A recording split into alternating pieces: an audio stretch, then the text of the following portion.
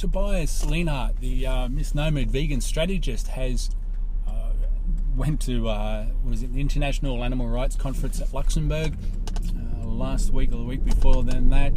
He gave a bit of a presentation about the future is vegan or something, or why the future will be vegan, and proceeded to give a whole lot of excuses and reasons why we should be focused, or we should be going into some sort of partnership or something like that with environmental groups and business groups and things like that to promote veganism.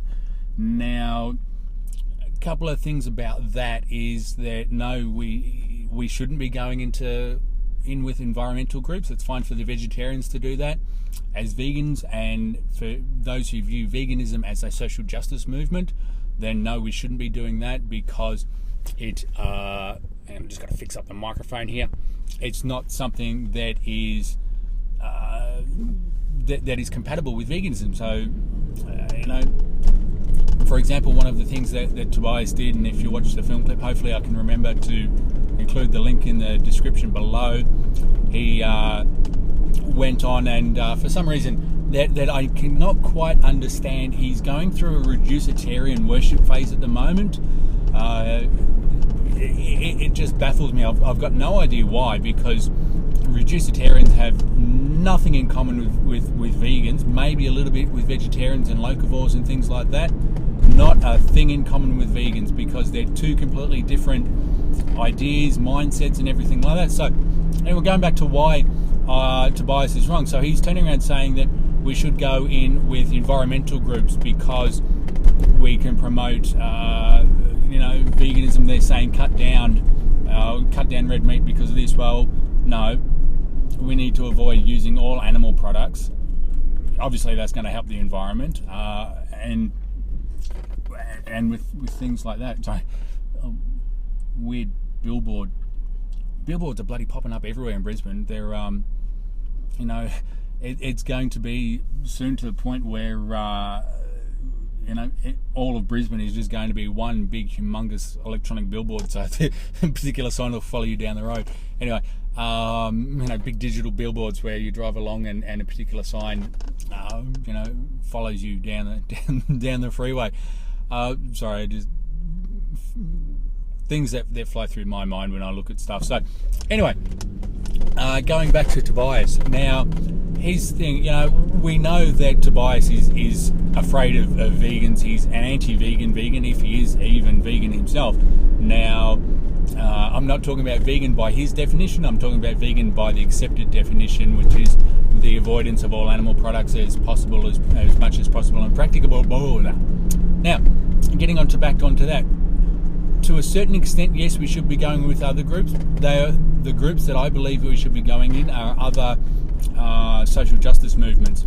Now, I don't believe that we should be partnering with organisations like Greenpeace and Sea Shepherd and things like that, because they are obviously conservation groups. We shouldn't be doing that, because then it just confuses the message.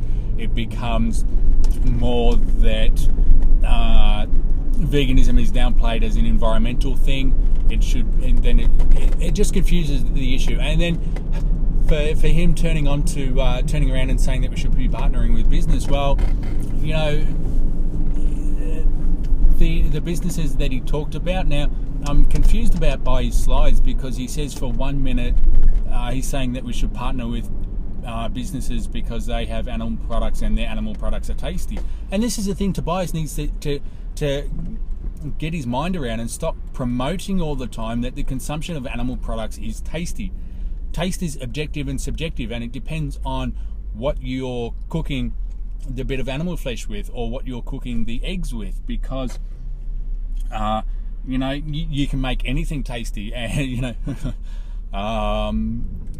so yeah, it's just that I'm really getting annoyed with him, his little fetish that he's got with always promoting animal products as being tasty and vegan suitable products as being bland, boring, tasteless, etc.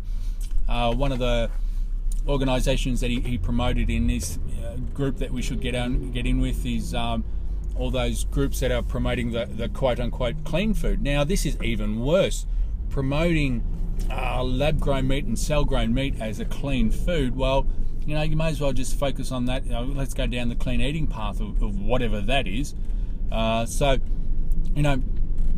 it's the thing is that I can't understand what Tobais's fetish and fascination is with constantly promoting and encouraging the influential young vegans who are out there and the ones who don't know any better to not promote veganism and to consume animal products. So should we be getting in bed with these organisations? No.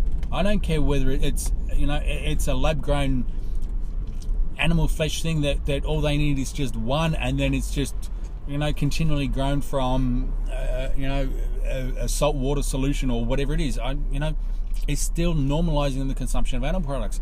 And then there's going to be a time where if the cell-grown animal product becomes so widely accepted that everyone's doing it, there's still going to be those ones who want to have their own homegrown version for whatever reason, whether it's a purity thing or whether they're just old-fashioned, where they don't trust science or things like that. So it's going to be pushing the consumption of animal products underground where it's not regulated. And I'm not saying that animal products should be heavily regulated or anything like that, because I don't want to see the consumption of animal products at all. And this is why we should be all against cell-grown meat, lab-grown meats, and all that sort of stuff. So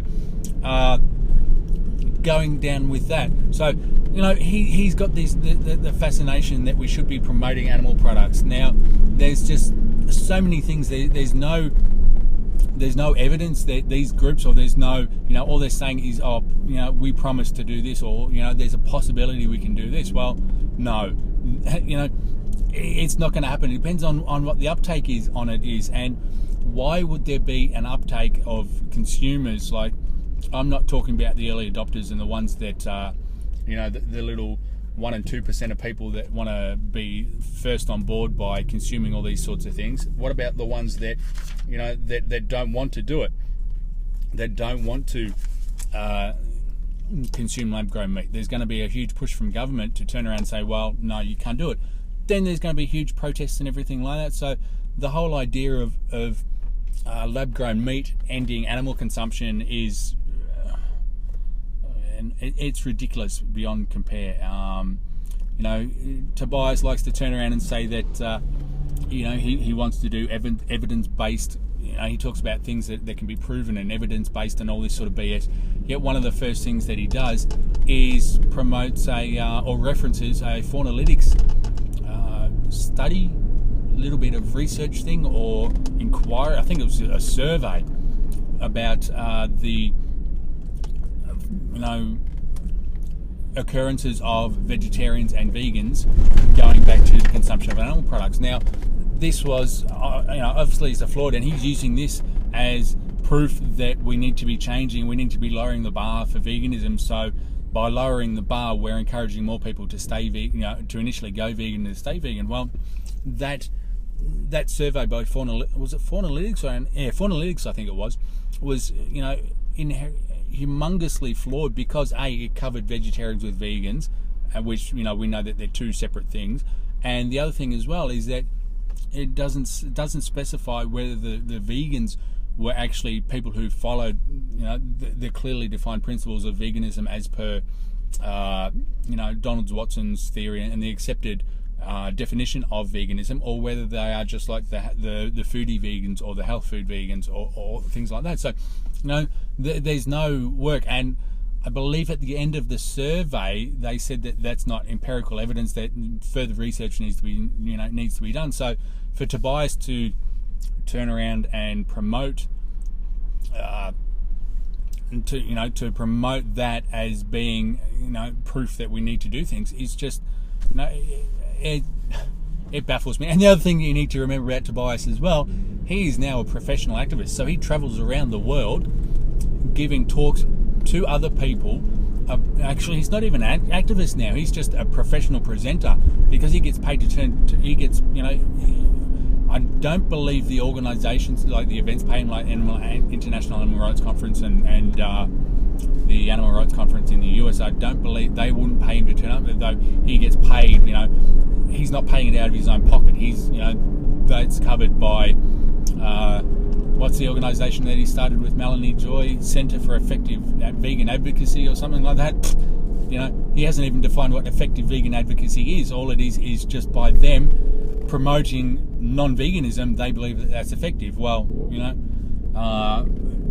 we won't go there with that one. So anyway, yes, I believe that the future will be vegan because it will be the vegans that push veganism to the future. It won't be the reducers. And this is the other thing too. As I've said before, the meat reducers and the vegetarians and all that aren't going to tip the scale. They're just going to... speed camera getting set up on the side of the road there. They're just going to continue the consumption of animal products. Now, it's easy for the industry to turn around and lure the meat reducers back and the environmentalists back and everything like that, because all they can do is they can turn around and say, hey, yes, you know, look, we've done this in the past and we've lowered our carbon footprint by, you know, recycling this, recycling that. All our slaughterhouses are now, you know, carbon neutral or energy neutral or whatever BS that they want to spin with it. And then it's going to lure these, you know, the environmental ones back, because they're going to think, well, hey, you know, it's now environmentally friendly to consume animal products. And then it's going to,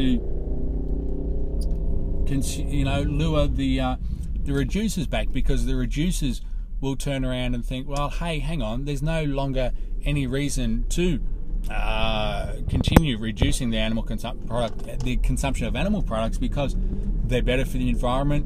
They're made healthier now because they've done some whatever it is. So this is the thing. The meat reducers aren't going to do it. The ones who are going to push to the tipping point are the vegetarians, and the ones who go are the vegans, and the ones who go vegan for reasons of ethics, saying yes, it is wrong to consume animal products. No, there is nothing that you can do that will make me consume animal products. It's that whole animal rights thing. So we need to be pushing that, and that's how we will get the world to go vegan. The future to be vegan. Now, the world won't go vegan. I've discussed that in a previous episode. So that's the thing. I'll have more to say about the Tobais one, because I'm contemplating sitting down and doing. I was sitting down and doing one of those response videos where you just sit down and you know, Tobais has said this, and oh, here's the response to that. Oh, he said this. Oh, here's the response to that. And going down that thing, there's, you know, I need to watch the conference from the Luxembourg, the panel discussion that Tobais was in from Luxembourg. I've been told that that's an interesting one to watch. So anyway, that's my thoughts on that.